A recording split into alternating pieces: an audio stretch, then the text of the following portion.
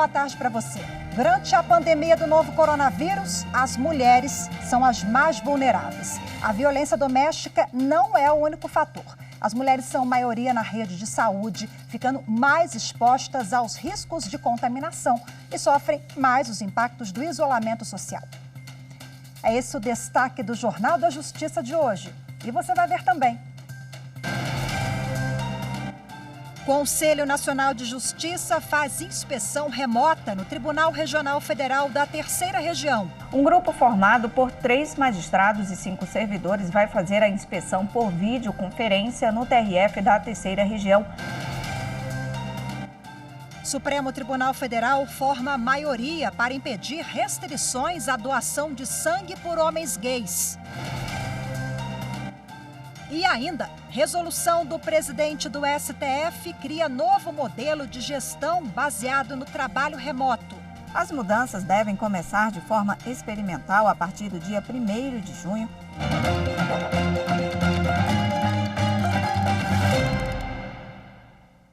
Começa hoje a inspeção remota do Conselho Nacional de Justiça no Tribunal Regional Federal da Terceira Região, que abrange os estados de São Paulo e Rio Grande do Sul.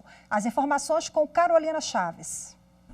Um grupo formado por 3 magistrados e 5 servidores vai fazer a inspeção por videoconferência no TRF da Terceira Região por causa da Covid-19. A inspeção faz parte das medidas adotadas pelo CNJ para verificar o funcionamento do Judiciário, além de corrigir eventuais deficiências e aperfeiçoar o que vem sendo aplicado no tribunal.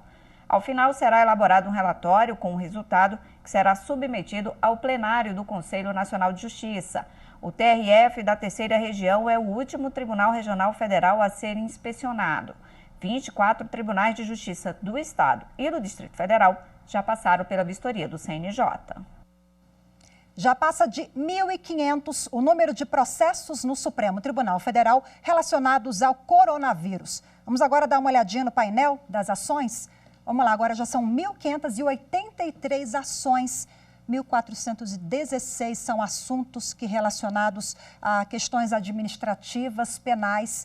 Outros temas, 1.583 processos, divididos em habeas corpus, reclamações, ADIs, ação direta de inconstitucionalidade, mandados de segurança e outros processos. Lembrando sempre que esse painel é atualizado a cada 5 minutos e todos podem acompanhar. É só acessar a página do Supremo Tribunal Federal na internet e clicar no banner para ver a atuação do Supremo Tribunal Federal. A página é essa que aparece aí na sua tela. E durante esta semana, o Supremo Tribunal Federal deve julgar mais de 100 processos da competência do plenário virtual, do plenário do tribunal. Os julgamentos estão na pauta da sessão virtual, que será finalizada na sexta-feira, analisado pelos ministros com a consultora jurídica da TV Justiça, Gisele Reis. Vamos conferir. O Supremo deve concluir ainda durante esta semana a análise de uma ação que questiona a constitucionalidade de regras do Ministério da Saúde e da Agência Nacional de Vigilância Sanitária. De acordo com estas normas, os homossexuais ficam impedidos de doarem sangue durante 12 meses que antecedem a doação, caso eles tenham mantido relações sexuais. O governo justifica essa proibição argumentando que há estudos técnicos que demonstram que existe uma maior incidência de transmissão de vírus HIV e também da hepatite nos casos de homossexualidade masculina.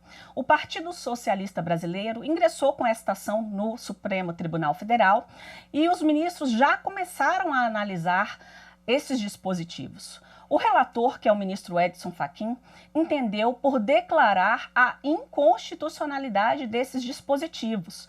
Para o ministro, não há qualquer justificativa para a manutenção de um tratamento tão discriminatório que ofende, inclusive, o princípio da igualdade previsto na Constituição Federal.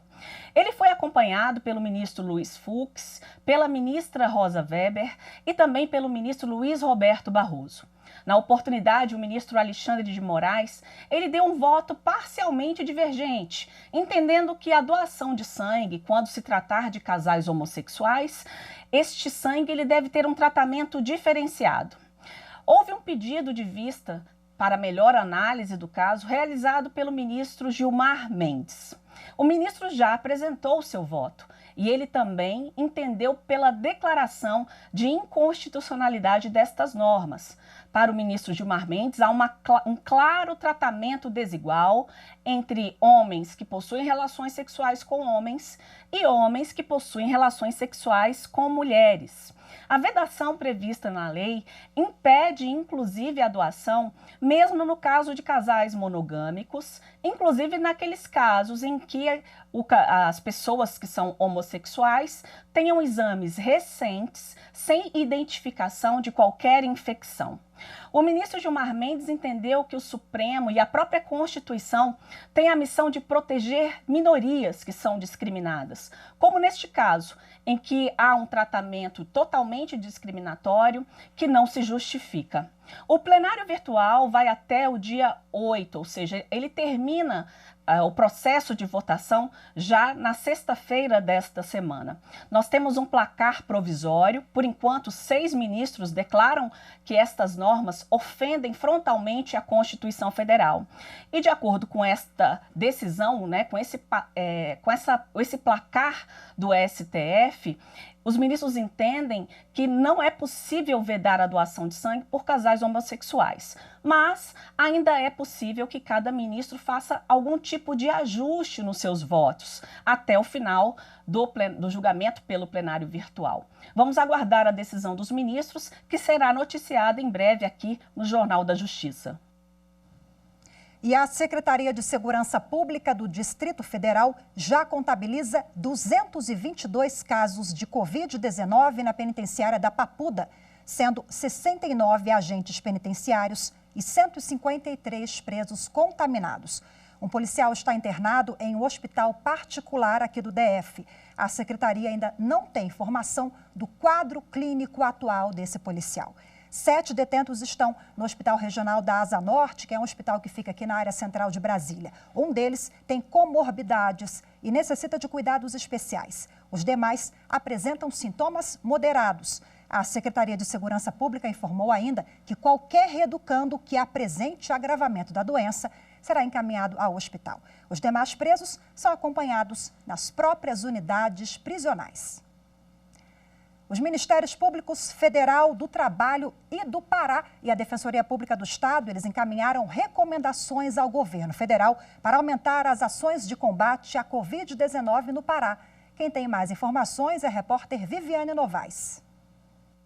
O motivo da recomendação é que o sistema de saúde de Belém chegou à lotação máxima na semana passada e que o problema pode se repetir no interior do estado, onde a infraestrutura é ainda mais precária. São várias recomendações, entre elas que o Ministério da Saúde mande recursos ao estado para o pagamento de plantões a médicos e enfermeiros, que médicos e outros profissionais de saúde das Forças Armadas sejam chamados e que o Ministério garanta recursos para a guarda e manejo dos corpos. A recomendação é assinada pelo Ministério Público Federal, Ministério Público do Trabalho, Ministério Público do Pará, Defensoria Pública da União e Defensoria Pública do Pará. O ministro do Supremo Tribunal Federal, Luiz Roberto Barroso, suspendeu no sábado a expulsão de funcionários da Embaixada da Venezuela em Brasília e consulados em Belém, Boa Vista, Manaus, Rio de Janeiro e São Paulo. A retirada compulsória do corpo diplomático venezuelano foi determinada em março por ato do presidente da República e do ministro das Relações Exteriores. Para o ministro Barroso, pode ter ocorrido violação a normas constitucionais brasileiras, a tratados internacionais de direitos humanos e às convenções de Viena sobre relações diplomáticas e consulares. O ministro Barroso ainda considerou urgente a decisão em razão da pandemia da Covid-19. A suspensão do ato vale por 10 dias. E o ministro Luiz Roberto Barroso requisitou que, nesse período, o presidente da República e o ministro das Relações Exteriores prestem informações sobre a expulsão. O Corregedor Nacional de Justiça, o ministro Humberto Martins, determinou a apuração de casos de venda de sentenças no Tribunal de Justiça da Bahia.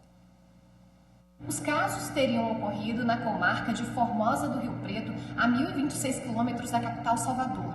Segundo a investigação da Polícia Federal, 2 magistradas estariam envolvidas em esquema de negociação de decisões judiciais.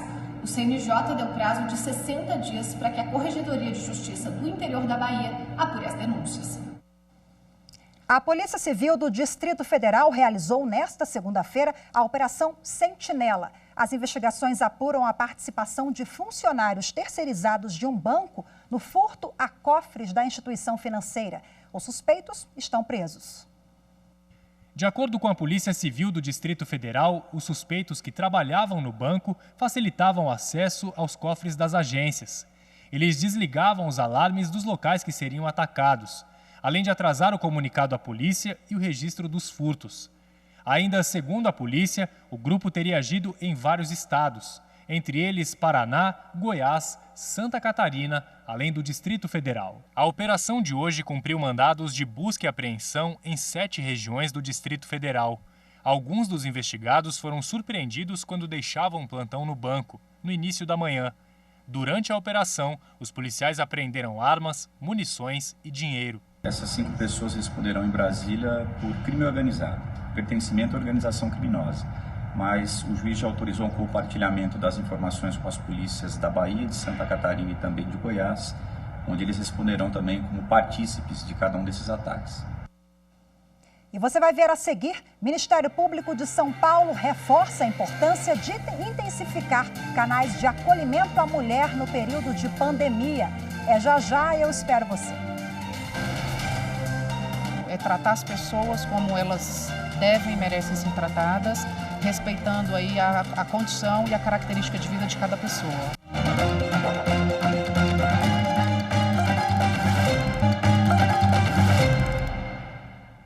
Começa amanhã o bloqueio total, chamado lockdown, decretado pela Justiça do Maranhão em 4 municípios da região metropolitana de São Luís. A medida tem validade de 10 dias. A decisão foi tomada em razão do aumento de casos e mortes pelo novo coronavírus.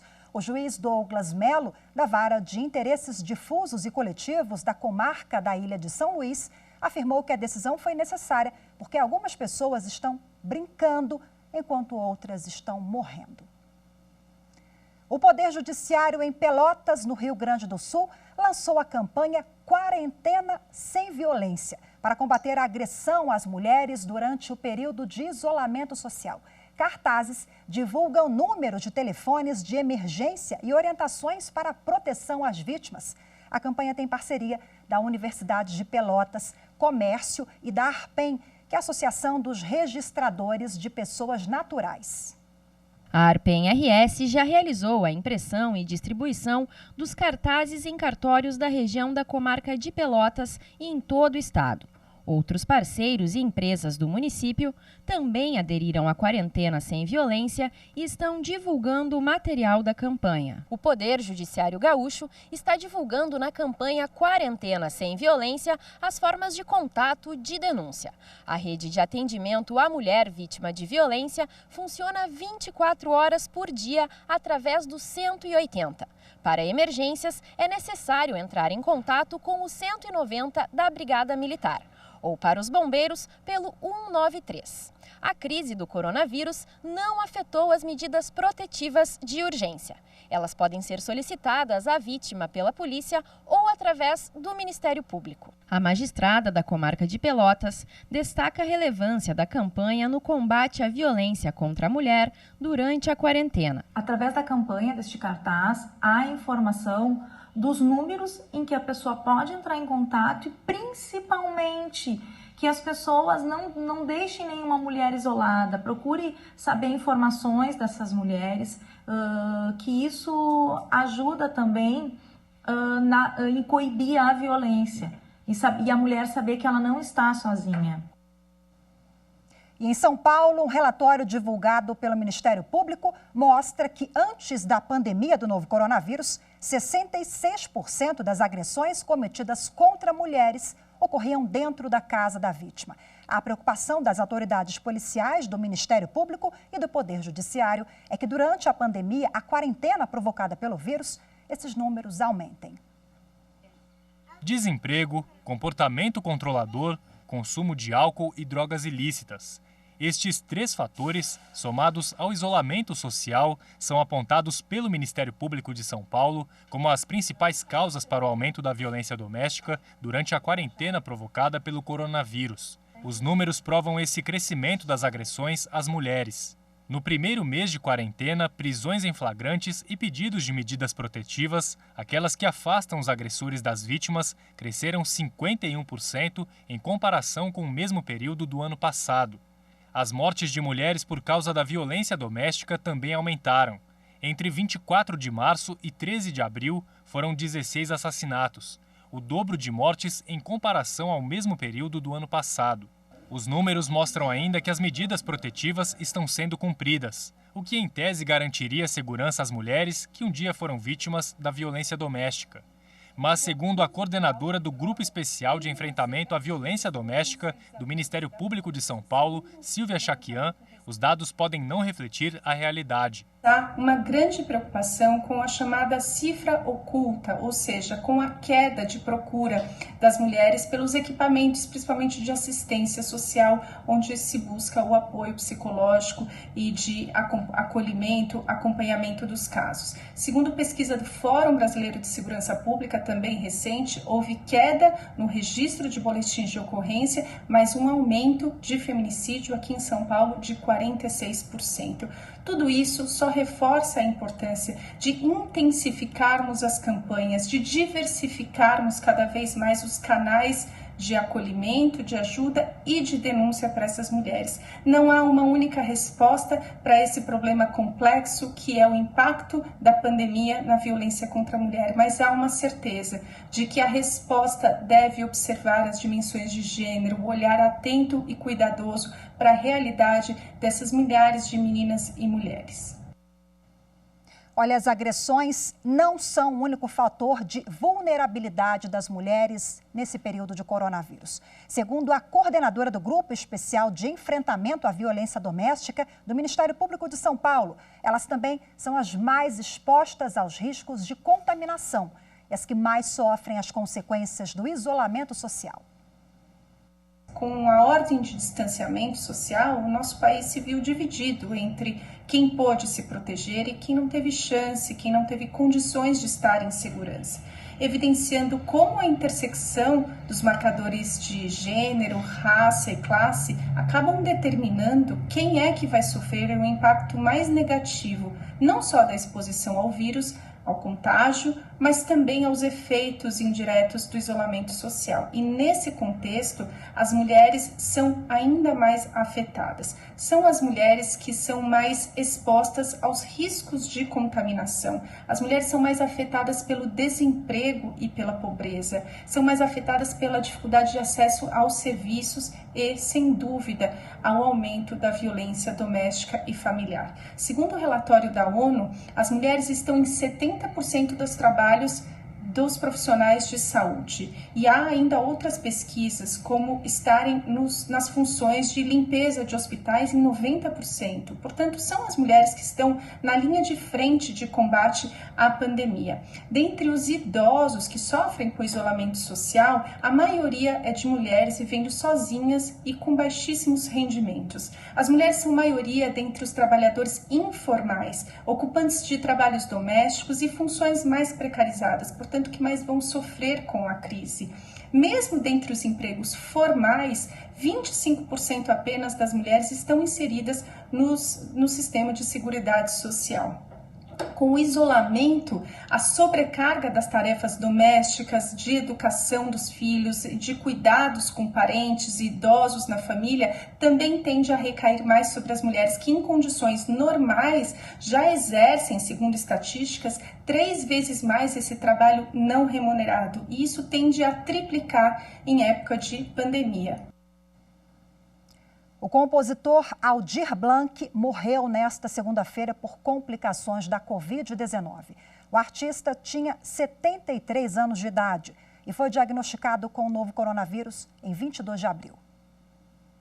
Aldir Blanc foi médico, poeta, escritor e jornalista. Teve sua carreira marcada pelo engajamento nas lutas da população brasileira. Ajudou a compor um dos maiores hinos da redemocratização do Brasil. Chupavam manchas torturadas, que sufoco. Ainda não há informações sobre o enterro e velório do compositor, mas por ele ter sido vítima do novo coronavírus, a cerimônia de despedida deverá ser rápida e reservada. E você vai ver no próximo bloco, o presidente do Supremo Tribunal Federal publica resolução que estende o trabalho remoto dos servidores no período de pandemia. Não saia daí, voltamos já já. É poder receber aquilo que é meu por direito, receber tudo aquilo que eu necessito e ver o que é errado sendo punido.